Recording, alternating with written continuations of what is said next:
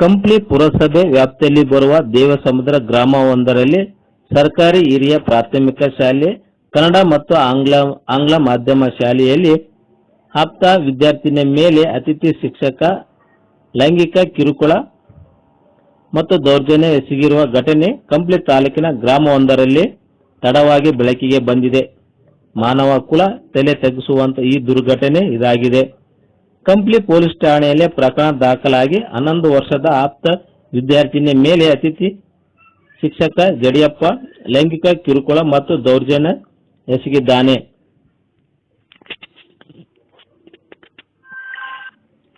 ಬೆಳಗಿನ ಜಾವ ಗ್ರಾಮದ ಸರ್ಕಾರಿ ಹಿರಿಯ ಪ್ರಾಥಮಿಕ ಶಾಲೆ 5ನೇ ತರಗತಿ ವಿದ್ಯಾರ್ಥಿನಿ ಆವರಣದಲ್ಲಿ ಸ್ವಚ್ಛತೆ ನಿರಂತರವಾಗಿ ಅಲ್ಲಿನ ಅತಿಥಿ ಶಿಕ್ಷಕ ಮತ್ತು ಮನೆಗೆ ಹೋಗಿ ಬರೋಣ ಎಂದು ಕರೆದುಕೊಂಡು ಹೋಗಿ ವಿದ್ಯಾರ್ಥಿನಿ ಮೇಲೆ ಕಿರುಕುಳ ಎಸಗಿದ್ದಾನೆ.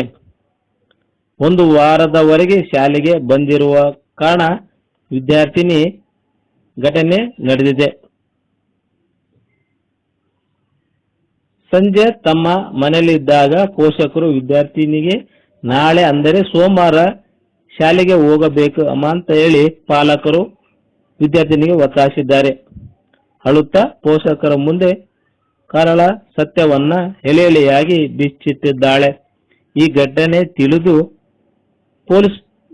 ಪೋಷಕರು ವಿದ್ಯಾರ್ಥಿನಿ ಮೌಖಿಕ ಪೊಲೀಸ್ ಠಾಣೆಗೆ ಶಿಕ್ಷಕನ ಕರೆದುಕೊಂಡು ಹೋಗಿ ಪೋಕ್ಸೋ ಕಾಯ್ದೆ ಅಡಿಯಲ್ಲಿ ಪ್ರಕರಣ ದಾಖಲಿಸಿದ್ದಾರೆ.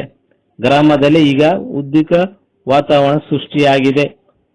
ಪೊಲೀಸ್ ಇಲಾಖೆ ಅಧಿಕಾರಿಗಳು ಗ್ರಾಮದಲ್ಲಿ ಠಿಕಾಣಿ ಹೂಡಿದ್ದು ತನಿಖೆ ಕಾರ್ಯ ಮೂಲಕ ಇನ್ನೂ ಮಾಹಿತಿ ಹೊರ ಬರಬೇಕಾಗಿದೆ. ಈ ಘಟನೆ ಖಂಡಿಸಿ ಪೋಷಕರು ಮತ್ತು ವಾಲ್ಮೀಕಿ ನಾಯಕ ಸಮುದಾಯದವರು ಸರ್ಕಾರಿ ಹಿರಿಯ ಪ್ರಾಥಮಿಕ ಶಾಲೆ ಮುಂಭಾಗದಲ್ಲಿ ಸೋಮವಾರ ಬೆಳಗ್ಗೆ ಪ್ರತಿಭಟನೆ ನಡೆಸಿದರು. ಅತಿಥಿ ಶಿಕ್ಷಕನ ಕಠಿಣ ಶಿಕ್ಷೆ ಆಗಬೇಕು. ಇದಕ್ಕೆ ಮುಖ್ಯ ಗುರುಗಳು ಬೇಜವಾಬ್ದಾರಿತನದ ಕಾರಣವಾಗಿದೆ.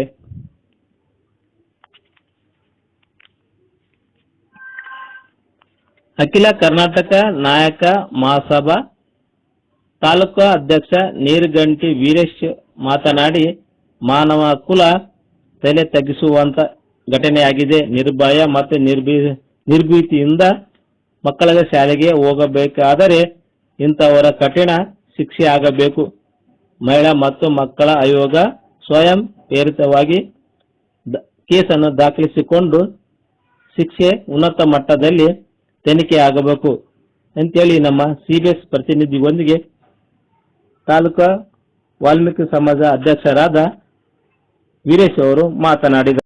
ಈಗ ಗೊತ್ತಾಗತ್ತೆ ಈಗ ಅವ್ರಿಗೆ ಸಾಲಿಗೆ ಹೋಗಂದ್ರೆ ಹತ್ಕಂತ ಕುಂತೈತೆ ಎದ್ ಕಾಯೋದಿಲ್ಲ ಅಂತ ನಾವು ಬಡ್ದಿವಿ ಸರ್. ಬಡ್ದ್ಮೇಲೆ ಬಾಯ್ ಬಿಟ್ಟ ಸರ್. ತಂದೆ ತಾಯಿ ಹೇಳಿದ್ರೆ ಕೊಲೆ ಮಾಡ್ತಾನೆ ಕೊಲೆ ಮಾಡ್ತ ನೋಡಿ ನಿಮ್ನ ಅಂತ ಹೇಳೋಣ. ಮನೆಗೆ ಕರ್ಕೊಂಡು ಹೋಗ್ಯಾನ ಸರ್. ನಮ್ಮ ಮನೆ ನೋಡ್ ಬಾ ಅಂತ ಕರ್ಕೊಂಡು ಹೋಗ್ಯಾನ. 10 ವರ್ಷದ ಹುಡುಗಿ ಏನ್ ಮನೆ ನೋಡ್ತದ ಸರ್ ಅವ್ದು. ಇದು ನಡೆದ ಘಟನೆ ಯಾವಾಗ? ಇದು ಸುಮಾರು ಶುಕ್ರವಾರ ನಡೆದಂತ ಘಟನೆ. ಇದು ಶುಕ್ರವಾರ ನಡೆದಂತ ಘಟನೆ. ಆ ಹುಡುಗಿ ಅಂದ್ರೆ ಎಲ್ಲಿ ನಡೀತು? ಅದು ಶಾಲೆಯಲ್ಲಿ ಇರ್ತಕ್ಕಂಥ ಹುಡುಗಿನ ಅವನು ಮನೆಗೆ ಹೋಗಿ ಕರ್ಕೊಂಡು, ಇಲ್ಲ ನಿನಗೆ ಅಲ್ಲಿ ಟೀಚಿಂಗ್ ಕಲಿಸ್ತೀನಿ, ನೀನು ಪಾಠ ಹೇಳ್ಕೊಡ್ತೀನಿ ಬಾ ಅಂತ ಕರ್ಕೊಂಡು ಹೋಗಿ ಆ ಹುಡುಗಿನ ವಿವಸ್ತ್ರಗೊಳಿಸಿ ಆ ಹುಡುಗಿನ ಮೇಲೆ ದೌರ್ಜನ್ಯ ಕೂಡ ನಡೆದೈತೆ. ಈ ಹಿನ್ನೆಲೆಯಲ್ಲಿ ಅದು ಈ ರೀತಿ ದುರ್ಘಟನೆ ನಡೆದೈತಿ. ಮೊನ್ನೆ ಆಯ್ತವಾರನೇ ಆ ಹುಡುಗಿ ಸಾಯಂಕಾಲ ತಂದೆ ತಾಯಿ ತಕ್ಕ ಹತ್ತತ್ತೆ, ನಾನು ಶಾಲೆಗೆ ಹೋಗೋದಿಲ್ಲ, ಇದು ನನಗೆ ಭಯ ಆಗ್ತತೆ, ಶಾಲೆಗೆಲ್ಲ ಮೇಷ್ಟ್ರುಗಳು ಹಿಂಗೆ ಮಾಡ್ತಾರಂತ ಅಂದಾಗ ಅವಾಗ ಇದು ಪ್ರಕರಣ. ಅಲ್ಲ, ಮೇಷ್ಟ್ರುಗಳೆಲ್ಲನ ಮೇಷ್ಟ್ರು ಒಬ್ಬತ್ನ ಮೇಷ್ಟ್ರು ಒಬ್ಬತ್ನ ಹೌದಲ್ಲ? ಅಲ್ಲ ಸರ್, ಈಗ ಇಲ್ಲಿ ಕೇಳ್ರಿ, ಶುಕ್ರವಾರ ದಿನ ಅಂತೀರಿ, ಟೈಮಿಂಗ್ ಗೊತ್ತಿಲ್ಲ. ಇಲ್ಲ, ತಿಳ್ಕೊಳ್ರಿ ನೀವು. ಯಾಕಂತಂದ್ರೆ ಶಾಲೆ ನಡಿಬೇಕಾದ್ರೆ ಇದು ಶಾಲೆಗಾಗತ್ತೋ ಆತನ ಮನೆಗಾಗತ್ತೋ? ಮನೆಗೆ ಕರ್ಕೊಂಡು ಹೋಗಿ ಆಗಿದೆ ಇದು. ಅಂದ್ರೆ ಶಾಲೆ ನಡೀತಿತ್ತು ಆ ನಡೀತಕ್ಕಂಥ ಹುಡುಗಿನ ಮನೆಗೆ ಕರ್ಕೊಂಡು ಹೋಗಿ ಇದು ವ್ಯವಸ್ಥೆ ಆಗಿದೆ. ಅಂದ್ರೆ ಶನಿವಾರ ಶಾಲೆಗೆ ಬಂದ ಹುಡುಗಿ ಶನಿವಾರ ಬಂದ. ಇವತ್ತು ಸೋಮವಾರ ಇದು ಆ ಹುಡುಗಿ ಹೇಳಿದ್ದು ಆಯ್ತವಾರ ದಿನ ತಂದೆ ಸಾಯಂಕಾಲ ಹೇಳಿದ್ದು. ಎದಕ್ಕಾಗಿ ಹೇಳಿತ್ತದು? ಇಲ್ಲ, ನನಗೆ ಭಯ ಆಗ್ತತೆ, ನನಗೆ ಈ ರೀತಿ ಮಾಡಕ್ ಹಚ್ಚಾರ, ಏನೇನ್ ಮಾಡ್ಯಾರ ಅಂತ ಕೇಳಿದಾಗ, ಇಲ್ಲ ಆತ ಮನೆಗೆ ಕರ್ಕೊಂಡೋಗಿ ಮೇಷ್ಟ್ರು ನನ್ನೆಲ್ಲ ಬಟ್ಟೆಗಳೆಲ್ಲ ಬಿಚ್ಚಿ ನನ್ನ ಮೇಲೆ ಮೈ ಮೇಲೆ ಬಿದ್ದು ನನಗೆ ಹಿಂಸೆ ಕೊಟ್ಟನಂತ ಹೇಳ್ತಾ ಹುಡುಗಿ. ಅವಾಗ ಸಂಬಂಧಪಟ್ಟ ತಂದೆ ತಾಯಿ ಸ್ಟೇಷನ್ಗೆ ಕರ್ಕೊಂಡೋಗಿ ಅವನ್ನ ಸ್ಟೇಷನ್ಗೆ ಒಪ್ಸೋಂಥ ಕೆಲಸ ಆಗಿದೆ. ಈಗಾಗಲೇ FIR ಕೂಡ ಆಗೈತೆ. ಇದಕ್ಕೆಲ್ಲ ಪ್ರಚೋದನೆ ಮುಖ್ಯೋಪಾಧ್ಯಾಯರ ಕಾರಣ ಅಂತ ಊರಿನಲ್ಲಿ ಎಲ್ಲರೂ ಮಾತಾಡ್ತಾರೆ. ಇಲ್ಲಿ ಧರಣಿ ಕುಂತಿರ್ತಕ್ಕಂಥ ಮಹಿಳೆಯರು ಹೇಳಿದ್ರು, ಎಲ್ಲ ಉಪಾಧ್ಯಾಯರು ಬರತಕ್ಕ ನಾವು ಯಾವುದೇ ಕಾರಣಕ್ಕೂ ಶಾಲೆ ಬಿಟ್ಟು ತಗೊಳ್ಳೋದು, ಪ್ರತಿಭಟನೆ ಬಿಟ್ಟು ತಗೊಳ್ಳೋದಲ್ಲ, ಅವ್ರು ಬರ್ಬೇಕಂತ ಹೇಳಿದ್ರು. ಅವ್ರು ಬಂದರೆ ಪರಿಸ್ಥಿತಿ ಉದ್ವಿಗ್ನಾಗುತ್ತೆ, ಅವ್ರು ಯಾವ್ದು ಕಾರಣಕ್ಕೂ ಬರೋದಿಲ್ಲ. ಮತ್ತು ಜನ ಹಲ್ಲೆ ಮಾಡೋ ಸಂಭವದಿಂದ ಪೊಲೀಸರು ಅದನ್ನು ತಿಳುವಳಿಕೆ ಹೇಳಿ ಅವ್ರನ್ನ ಕ್ರಮ ಜರುಗಿಸುವ ಭರವಸೆ ಕೊಟ್ಟ ಮೇಲೆ ಮಹಿಳೆಯರು ಪ್ರತಿಭಟನೆಯನ್ನು ನಿಂದಿಸಿದ್ದಾರೆ. ಈ ಮುಂದಿನ ಕ್ರಮ ಏನು ನಿಮ್ಮ? ಸೂಕ್ತ ಕ್ರಮಕ್ಕಾಗಿ ನೀವು ಏನು ಮಾಡ್ತೀರಿ? ನಾವು ಇದನ್ನ ನಮ್ಮ ಯಾವುದೇ ಒಂದು ಮಗು ಆಗಲಿ, ನಮ್ಮ ಮಗು ಅಂತಲ್ಲ ಯಾವುದೇ ಮಗು ಆಗಲಿ ಈ ರೀತಿ ಘಟನೆ ಆಗಬೇಕು, ಆಗಬಾರ್ದು. ಈ ಘಟನೆ ಆದರೆ ಸೂಕ್ತ ಶಿಕ್ಷೆ ಆಗತಕ್ಕ ನಾವು ಅವರಿಗೆ ಹೋರಾಟ ನಾವು ಮಾಡ್ತೀವಿ. ಆಮೇಲೆ ಅಲ್ಲಿದ್ದ ಹೆಣ್ಮಕ್ಳು ಕೆಲವ್ರು ಏನಂದ್ರು, ಅಲ್ಲ ಇದು ನಮ್ಮ ಸಮಾಜದ ಹುಡುಗಿಗಾಗತ್ತೆ, ಬೇರೆ ಸಮಾಜದವ್ರು ಯಾರು ಇಲ್ಲಿ ಬರುವಾಡ್ರು ಅಂತೇಳಿ ಆಕ್ರೋಶ ವ್ಯಕ್ತಪಡಿಸ್ತಾರೆ. ನಿಮ್ ಕಿವಿ ಬಿತ್ತು. ನಿಜ ಅದು ಏನದು? ಈಗ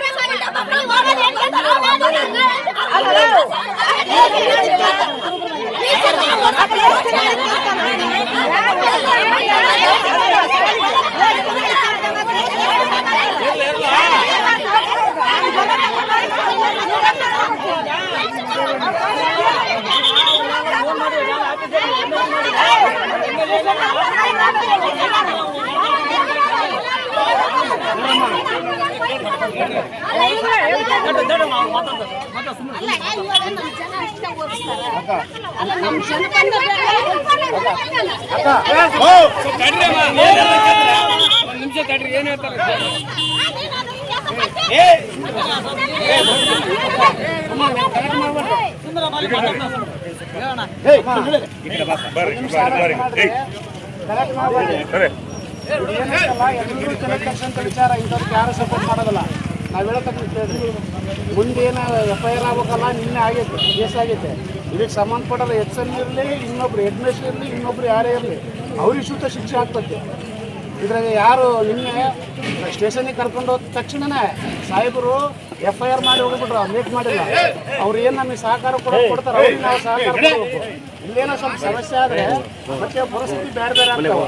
ನಿಮಗೆ ಇನ್ನಿಷ್ಟ ಅನುಮಾನ ಇದೆಯಪ್ಪ, ನೀವು ಎಲ್ಲರೂ ಸ್ಟೇಷನಿಗೆ ಬರ್ರಿ, ಇನ್ನು ಯಾರ ಮೇಲೆ ಕಂಪ್ಲೇಂಟ್ ಕೊಡ್ಬೇಕು ಅವ್ರಿಗೆ ಕಂಪ್ಲೇಂಟ್ ಕೊಡೋಣ, ಅವ್ರಿಗೆ ತಕ್ಕ ಶಿಕ್ಷೆ ಹಂಗ ಸಾರ್ ಮಾಡ್ತಾರೆ. ಅವ್ರ ಸುತ್ತ ನಾವು ಕನೆಕ್ಟ್ ಮಾಡ್ತಾನೆ. ಎಲ್ಲ ಜಾತಿ ಮಕ್ಕಳಮ್ಮ, ಇಲ್ಲಿ ಒಬ್ರು ಜಾತಿ ಇಲ್ಲ, ಸಣ್ಣ